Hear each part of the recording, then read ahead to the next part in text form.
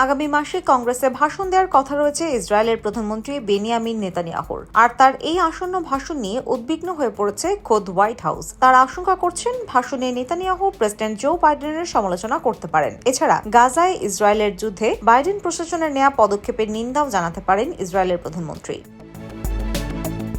নাম প্রকাশে অনিচ্ছুক বাইডেন প্রশাসনের একজন কর্মকর্তা যুক্তরাষ্ট্রের রাজনৈতিক ডিজিটাল সংবাদপত্র কোম্পানি পলিটিকোকে এক সাক্ষাৎকারে বলেন, আগামী মাসে কংগ্রেসে যৌথ অধিবেশনে ভাষণ দেওয়ার কথা রয়েছে নেতানিয়াহুর, কিন্তু কেউ জানে না তিনি কি বলবেন সেখানে। চলতি সপ্তাহের শুরুর দিকে নেতানিয়াহু একটি ভিডিও পোস্ট করেছেন, যেখানে তিনি ইসরায়েলে পাঠানোর অস্ত্র ও গোলাবারুদ আটকে দেওয়ার জন্য ওয়াশিংটনের সমালোচনা করেছেন। এই ঘটনাকে তিনি অকল্পনীয় বলে অভিহিত করেন।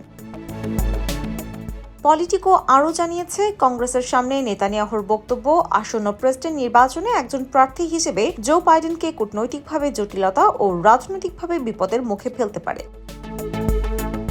বাইডেন এখনও নেতানিয়াহুকে আনুষ্ঠানিকভাবে হোয়াইট হাউসে আমন্ত্রণ জানাননি। তবে পলিটিকোর সঙ্গে কথা বলা বাইডেন প্রশাসনের ওই কর্মকর্তা জানিয়েছেন, হোয়াইট হাউসে দুনেতার মুখোমুখি বৈঠক হওয়ার সম্ভাবনা রয়েছে।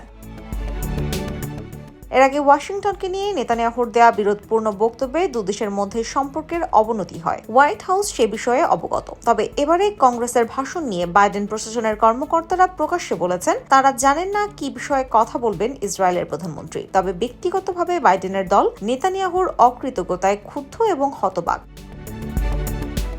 যুক্তরাষ্ট্র মে মাসের শুরুতে ইসরায়েলে ৩,৫০০ বোমা পাঠানোর চালান বন্ধ করে দেয়। গাজার রাফা শহরে হামলা না চালানোর আহ্বানের মধ্যে এই সরবরাহ স্থগিত করে যুক্তরাষ্ট্র। তবে ওয়াল স্ট্রিট জার্নালের একটি প্রতিবেদন অনুসারে যুক্তরাষ্ট্রের মে মাসে ইসরায়েলের জন্য $1 বিলিয়ন মূল্যের অস্ত্র হস্তান্তর করে। একই মাসে ওই বোমা সরবরাহ বন্ধ করে দেয় বাইডেন প্রশাসন।